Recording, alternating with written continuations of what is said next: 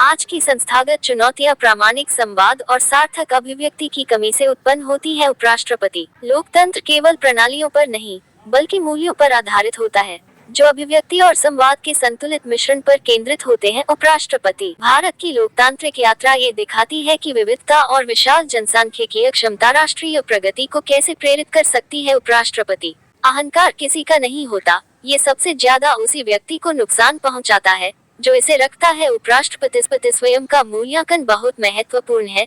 जो संस्थाएं या व्यक्ति आत्म समीक्षा से परे हो जाते हैं, उनका पतन निश्चित है। उपराष्ट्रपति। आज उपराष्ट्रपति श्री जगदीप धनखड़ ने संस्थागत चुनौतियों पर प्रकाश डालते हुए कहा, आजकल की संस्थागत चुनौतियां भीतर और बाहर से अक्सर प्रामाणिक संवाद और सार्थक अभिव्यक्ति की कमी से उत्पन्न होती हैं। अभिव्यक्ति और संवाद लोकतंत्र के अनमोल रत्न हैं। अभिव्यक्ति और संचार एक दूसरे के पूरक हैं। इन दोनों के बीच सामंजस्य सफलता की कुंजी है। लोकतंत्र में मूल्यों के महत्व को रेखांकित करते हुए श्री धनखड़ ने कहा, लोकतंत्र केवल प्रणालियों पर निर्भर नहीं होता, बल्कि यह मूल्यों पर आधारित होता है। यह अभिव्यक्ति और संवाद के बीच संतुलन पर केंद्रित होता है। ये दोनों शक्तियां लोकतांत्रिक जीवन की प्रेरक शक्ति हैं। इनकी प्रगति का माप व्यक्तिगत पदों से नहीं, बल्कि समाज के व्यापक लाभ से होना चाहिए। भारत की लोकतांत्रिक यात्रा ये दिखाती है कि विविधता और विशाल जनसंख्या की क्षमता राष्ट्रीय प्रगति को कैसे प्रेरित कर सकती है। जैसे जैसे हम आगे बढ़ते हैं, हमें ये पहचानना होगा कि लोकतांत्रिक स्वास्थ्य और आर्थिक उत्पादकता राष्ट्रीय विकास के अपरिहार्य भागीदार हैं। आज IPNTAFS के 5 स्थापना दिवस कार्यक्रम में मुख्य अतिथि के रूप में संबोधित करते हुए श्री धनखड़ ने कहा, हमारे भीतर अहंकार अनियंत्रित होता है, हमें इसे नियंत्रित करने के लिए कड़ी मेहनत करनी चाहिए। अहंकार किसी के लिए नहीं है, ये सबसे अधिक उस व्यक्ति को नुकसान पहुंचाता है जो इसे अपने भीतर रखता है। स्वयं के मूल्यांकन पर जोर देते हुए श्री धनखड़ ने कहा, दोस्तों, मूल्यांकन, स्वयं का मूल्यांकन बहुत महत्वपूर्ण है। अगर आप या कोई संस्था आत्म समीक्षा से परे हो, तो उसका पतन निश्चित है। आप जब आलोचना से परे होते हैं, तब आपका पतन निश्चित है।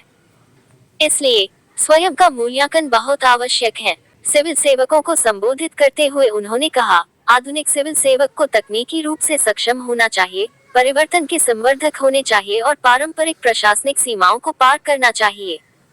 सेवा हमारा आधार है।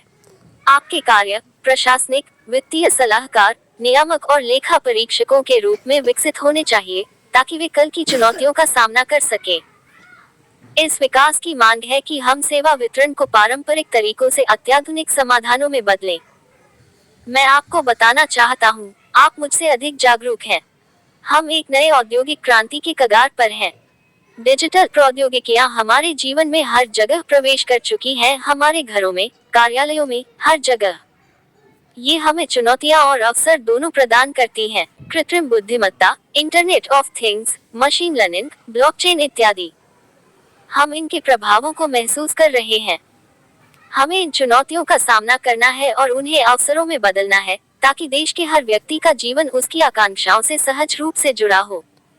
मुझे खुशी है कि अन्य सेवाएं आपकी पद्धतियों को अपनाकर अपनी सेवाओं को और अधिक गतिशील बना सकती हैं।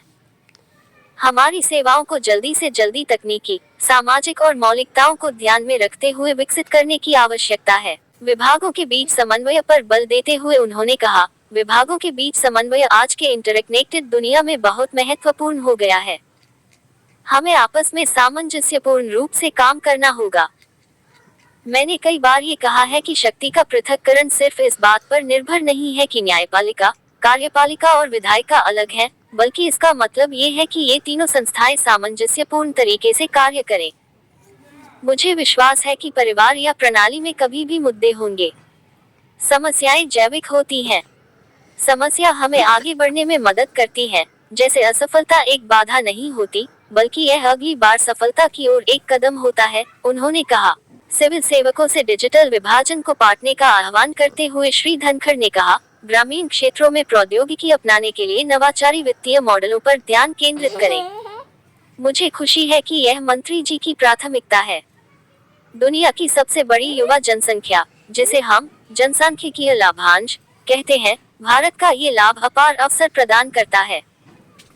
आपके डिजिटल प्रयासों को इस युवा प्रतिभा पूल का फायदा उठाकर कौशल विकास और डिजिटल उद्यमिता के माध्यम से आगे बढ़ाना चाहिए। इस अवसर पर माननीय मंत्री श्री ज्योतिरादित्य सिंधिया, संचार एवं उत्तर पूर्व क्षेत्र विकास मंत्री श्री मनीष सिन्हा, सदस्य वित्त, डिजिटल संचार आयोग और अन्य गणमान्य व्यक्ति भी उपस्थित थे।